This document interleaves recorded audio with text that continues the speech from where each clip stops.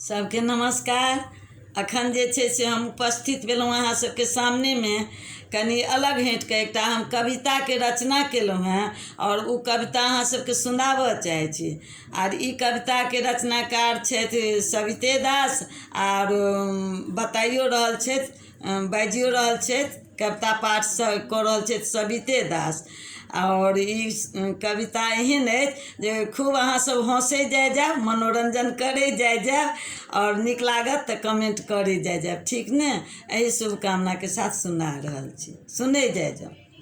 सानिक परात छल चूड़ा दही साथ छल, सानिक परात छल चूड़ा दही साथ छल, खेलौं खूब मोन भरि आमक फाड़ा सेहो छल, खेलौं खूब मोन भरि आमक फाड़ा सेहो छल।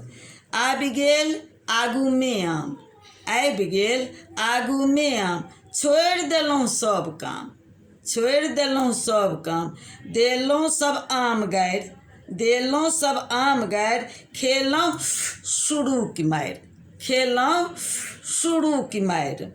खा लेलहुँ भरि थारी, खा लेलहुँ भरि थारी, पेट भऽ गेल हम्मर भारी, पेट भऽ गेल हम्मर भारी।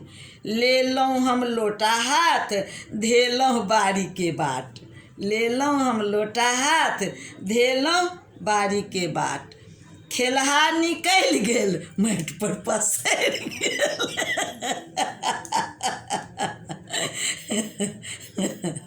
खेलहा निकलि गेल माटि पर पसरि गेल, धेलहुँ हम अपन कान नहीं खायब आब एतेक आम, धेलहुँ हम अपन कान नहीं खायब हम एतेक आम।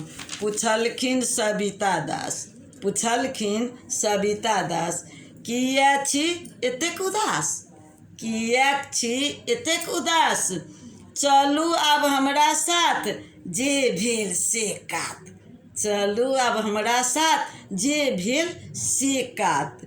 ठीक अछि, ठीक अछि हम चलब साथ, ठीक अछि हम चलब साथ, अहाँ नहीं कहबै केकरो ई बात, अहाँ नहीं कहबै, अहाँ नहीं कहबै केकरो ई बात।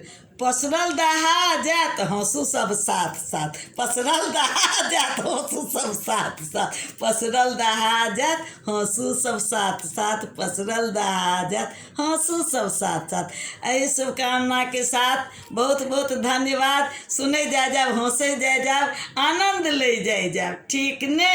बहुत बहुत धन्यवाद।